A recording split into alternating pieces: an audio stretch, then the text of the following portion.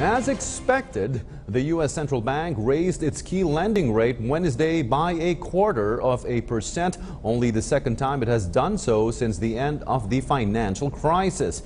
Economists say normalizing or raising the record low interest rates of the past few years is a sign the U.S. economy is on the mend. But others say higher rates could also hurt the very industry that triggered the financial crisis, the housing market.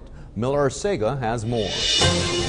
Across the country, most home prices have climbed back to pre-recession highs. For the average homeowner, that means their home is now worth about the same as it was in 2006, before the housing market collapsed in 2008.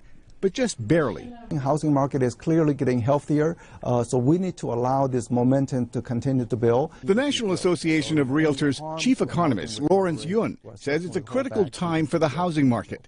In the last 6 years, home prices have risen faster than incomes.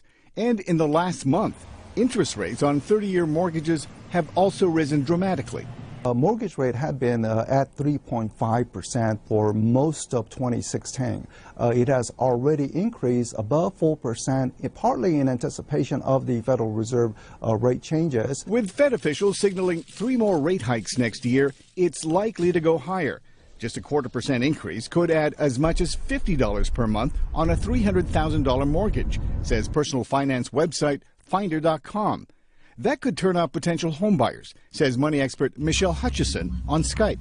Our survey found that 60% of those people who are intending to buy in the next 5 years will hold off if there is a rate rise this month. And, that equals over 81 million people. While there is a direct correlation between rising rates and falling demand, Lawrence Yun says the era of ultra-low interest rates is over. But he says an improving economy and more flexible lending should help balance the equation. The bottom line impact, I believe, is that the rates are increasing, but not alarmingly.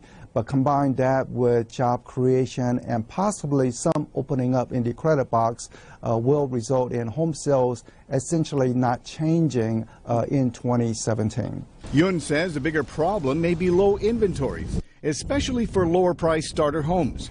Yun says the lack of affordable homes is adding to the reluctance among millennials and first-time buyers, many of whom are more likely to rent right now than buy into the American dream.